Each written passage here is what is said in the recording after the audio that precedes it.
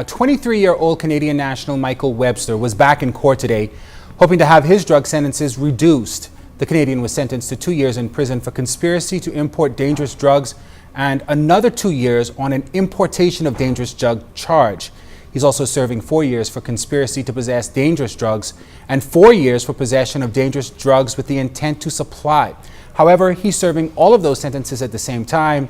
Webster and 2 Bahamian pilots were caught at the Lynden Pinland International Airport last year after officials searched their chartered aircraft, which had just arrived from Montreal, Canada, and found 2 suitcases containing marijuana. Webster's 2 co-accused were convicted and sentenced to 2 years each following a jury trial.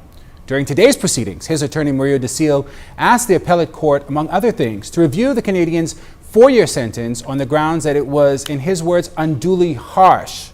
The matter will continue next Wednesday.